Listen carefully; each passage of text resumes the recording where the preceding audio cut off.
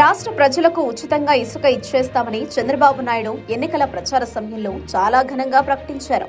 ఉచిత ఇసుక విక్రయాలు అనే ప్రహసనప్రాయమైన నాటకాన్ని లాంఛనంగా ప్రారంభించారు కూడా. మంగళవారం నుంచి రెగ్యులర్ ఉచిత విక్రయం జరుగుతాయి. ప్రస్తుతం నిల్వ పాయింట్లో ఉన్న ఇసుక మొత్తం విక్రయాలు పూర్తయ్యేలోగా కొత్త ఇసుక విధానాన్ని కూడా చంద్రబాబు ప్రభుత్వం రూపొందిస్తోంది.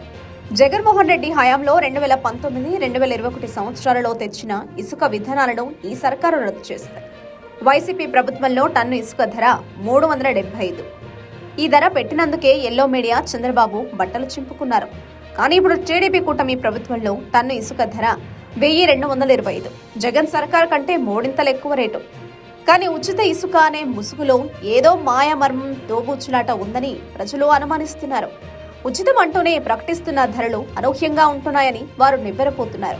ప్రజలకు ఉచితంగా ఇసుక ఇవ్వడం అనే ప్రయత్నం మంచిదే. ఇసుక తవ్వకానికి అయ్యే ఖర్చులు, సివరేజీ ఛార్జీలు, నిర్వహణ ఖర్చులు మాత్రమే వసూలు చేయాలనేది చంద్రబాబు నాయుడు ప్రభుత్వంలోని విధానం. టన్ను ఇసుక తవ్వకానికి ఇది వరకు 30 రూపాయల వంతున కాంట్రాక్టర్లకు చెల్లించేవారు. అలాగే టన్ను ఇసుకకు సివరేజీ ఛార్జీల కింద 88 రూపాయలు, నిర్వహణ ఖర్చుల కింద మరో 20 రూపాయలు తీసుకోవాలని నిర్ణయించారు. ఈ మాత్రం ఛార్జీలు వసూలు చేయడాన్ని కూడా అర్థం చేసుకోవచ్చు. ఈ లెక్కన ఒక ట్రాక్టర్లో 5 టన్నుల వరకు ఇసుక పడుతుందని అనుకుంటే 700 నుంచి 800 రూపాయల ధరకి ఇసుక ట్రాక్టర్కు దొరకాలి. కానీ ఇప్పుడు కూడా ట్రాక్టర్ ఇసుక ధర వేలల్లో ఎందుకు పలుకుతుందో అర్థం కాని సంగతి. ఇసుక ధరలను ఎక్కడికక్కడ నిర్ణయించే అధికారాన్ని జిల్లా స్థాయి కమిటీలకు కట్టబెడుతున్నారు.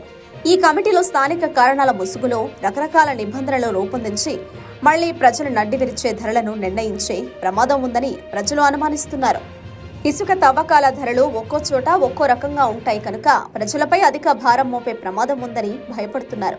కొత్తగా ప్రారంభించిన ఉచిత ఇసుక వ్యాపారంలో కొన్ని చోట్ల ఒక ట్రాక్టర్ 4000 వరకు ధర పలికే పరిణామాలు కనిపిస్తున్నాయి.